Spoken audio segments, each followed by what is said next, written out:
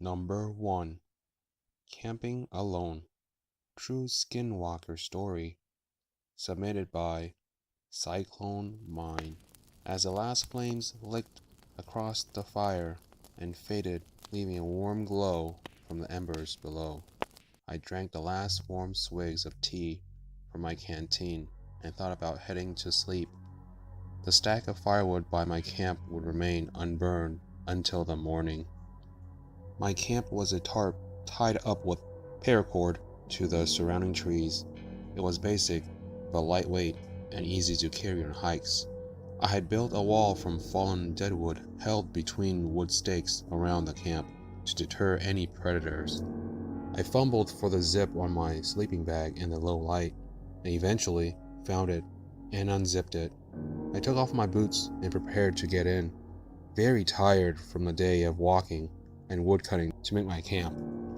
As I climbed in and closed my eyes, I heard a sudden voice from the treetops. It sounded as though every bird in the woods was flying away. A great flapping of wings and the odd squawk of warning prompted me to open my eyes. The embers from the fire were dull now, meaning that I couldn't see any of my surroundings. I have spent a lot of time in the woods, and know that it would take a large predator to spook roosting birds enough to fly away en masse. I lay still and tried to listen, but I could hear nothing but the fading flaps of the birds' wings. They weren't nesting again, they were leaving the area. I heard the last of these noises and then nothing. The woods were silent, eerily silent. I don't know if you ever have spent a night in the woods, but for the first few times it was quite scary due to the various unexplained noises. Nocturnal animals prowling about, owls, and rodents all make up the nighttime ambience of the woods. Over time, though, these sounds become comforting. There was nothing, no noise whatsoever. I sat up, still unable to see anything. I quietly reached over for a log to place on the embers. They were still hot enough, and a log dry enough that they would catch. As my hand found a log and I began to lift it, I heard a branch snap nearby. I have made my camp in a clearing so as not to fall victim to loose tree branches falling in the wind, but all around me was dense, unkempt forest. The only path, the route that I had cut out to reach the clearing. The noise came from the path. I sat, frozen, log in my hand straining to listen. There came another crack of a branch. This did not sound like sticks breaking, but a large crack like a branch being trodden on. This has to be a large animal to make such a noise. I strained to see in the darkness, but the embers, while low, still inhibited my night vision. It was then that the smell hit me, an overpowering stench of decay. I gagged a little, trying to remain silent, not wanting to attract any attention to my camp. I then heard a shuffling. Whatever this creature was, it was taking the path I had cut. I heard it brushing against the leaves of overhanging the trail, the rustling of the low-lying leaves of the trees. Whatever it was, the creature was big, at least 7 feet, judging by the height of even the lowest trees. I noticed the breathing becoming heavier and tried to force myself to take control of quiet breaths. The smell of death in each breath was so thick I could taste it. That's when I saw the shadow, the unmistakable shape of a deer. I breathed a sigh of relief. I was feeling silly to have been so frightened by such a common woodland creature that I have encountered so many times before. It stopped moving and the silence returned. So silent. It was almost deafening. It was then I noticed that I could only make out 2 legs, hind legs, but the shadow continued upwards. This deer was stood on its hind legs, its back stretched straight, its front legs, paws, hung at its side. This was no deer. My mind suddenly went into overdrive. I consulted a mental image I had made of the area before the light had died, and it was surrounded by dense woodland. Impossible to run through it at night without seriously injuring myself. The only way out was the path that the creature was stood on, still unmoving. I had not been hunting on this occasion, and had not brought a gun with me. I was only camping for 2 days, and so had enough food and drink with me. I had a large knife, but this thought did not fill me with much hope. I decided that I would scare it away with fire. I dropped the log I was holding into the pit of embers, pushing into them a little past the cooler embers at the top. I quickly placed several more around it and then hurriedly felt around the pitch-black floor for sticks. I found a few twigs and threw them on. One of the sticks caught and a tiny flame shot up from the fire. While small, it illuminated the clearing enough for me to see the creature standing at my end of the path. I could not make out details, but I could see its shape and its antlered head, which was sniffing the air in my direction. The other twigs caught, and I saw it. It had the body of a deer, but its flesh hung from its bones. It looked as though it had been decomposing for a while, and yet here it was, trying to get my scent. Its torso was upright, its broken ribs exposed through the rotting flesh of its chest. The head was the most disturbing. Much of its skull was showing, but its antlers had remained intact. Its head hung to its left side as if its neck was broken. Its eyes, or the space where its eyes had once been, reflected a bright red in the light of the fire. It looked as though there was something inside it was wearing. There was something inside it wearing it like a costume. It opened its jaw, and head hanging to one side, it let out a scream. The noise was nothing like a deer, nothing like I have heard from any animal I have ever seen. I felt it all the way through me. A long undulating noise, high-pitched and shrill.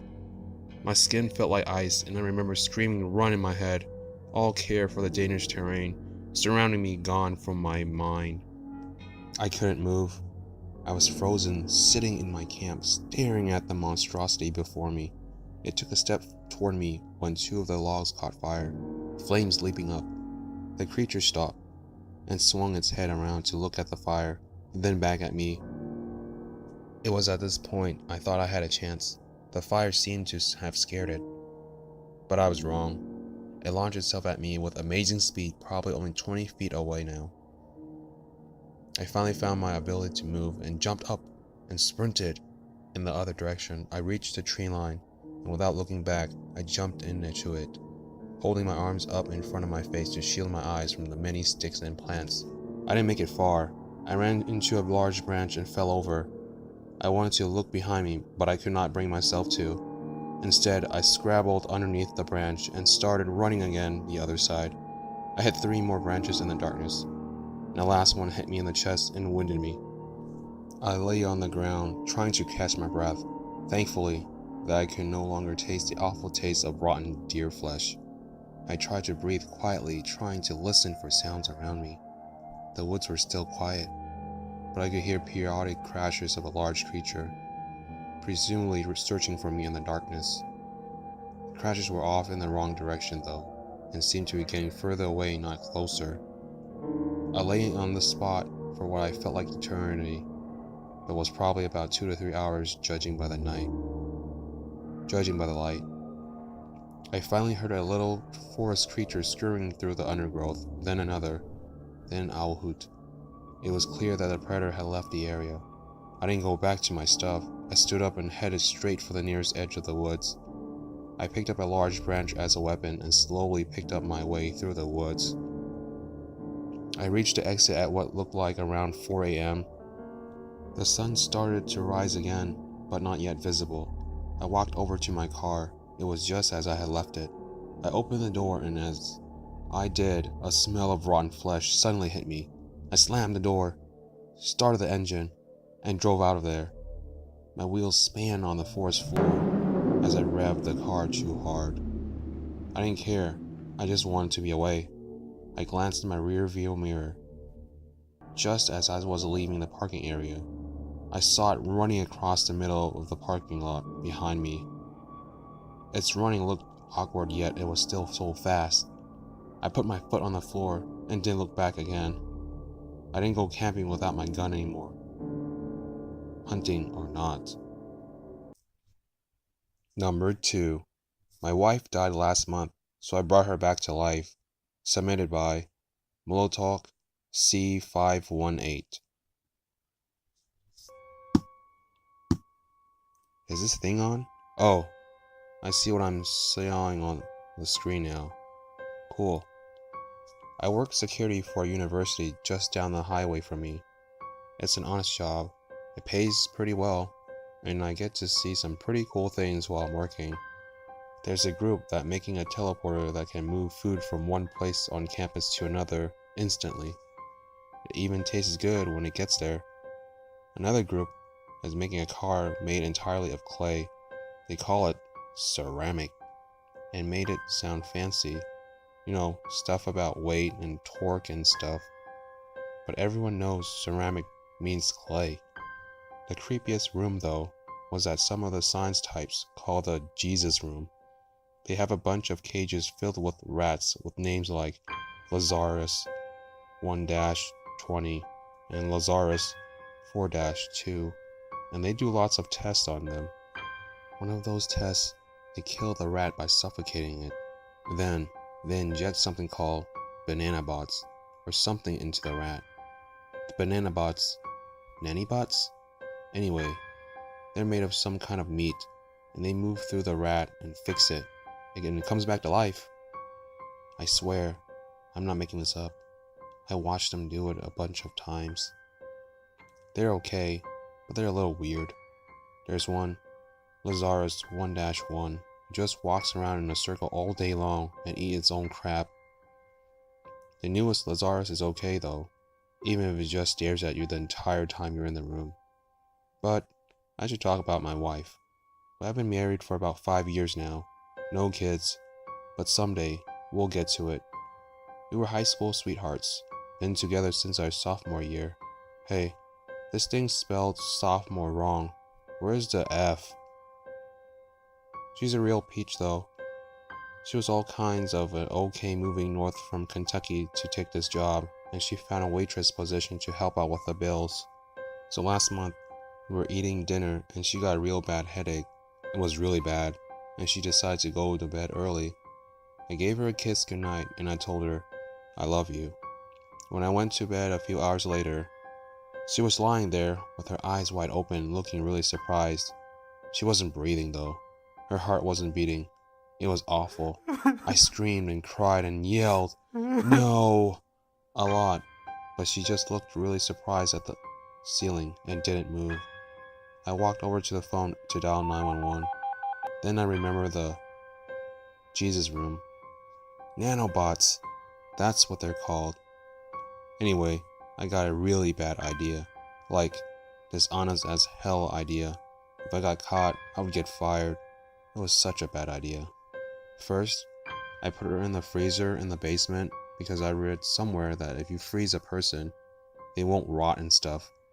Next, I got in my car and went to the campus. I wore my ski mask in June so no one would see my face in the cameras. I got really lucky. No one was on the desk in front, so I sneaked into the lab areas. Next, I used Steve's badge to get into the Jesus room because my badge would have shown up on the logs, and because we hadn't taken Steve out of the system yet after he got fired for stalking the pretty blonde scientist on the clay cart project. Next, I took some of the meat stuff and put it in the tank that has the Jesus bots in it so they would make more bots, and the ones I took out with a needle and the extraction port. Fancy name, right? Wouldn't be missed.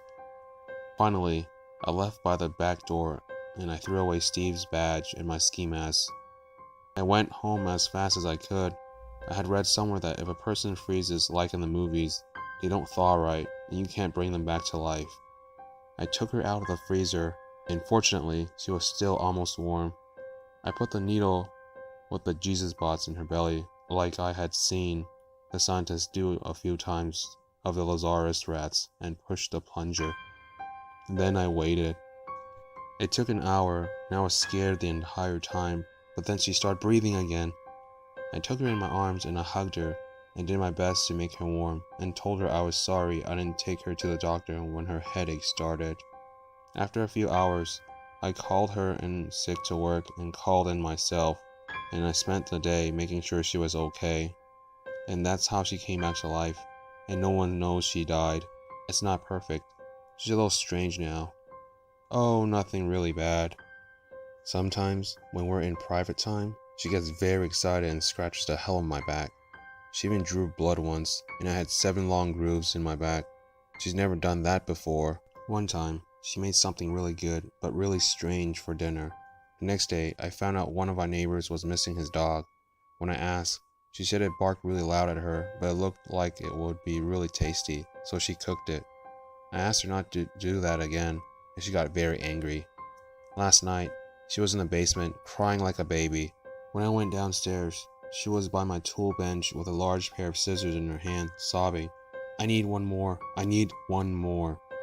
On the bench were 7 mice lined up nice and neat, with their tails and heads snipped off and piled at the end. I shushed her and told her it was okay. I didn't want to eat mice for dinner, and she tried to stab me with the scissors before she broke down crying. "What's wrong with me?" she screamed. "Nothing," I said, smoothing her beautiful hair with my hand. "Not anymore. There isn't." Hello everyone. Thank you for listening to my video, and a shout out to the authors who gave me the opportunity to read their stories. Until then,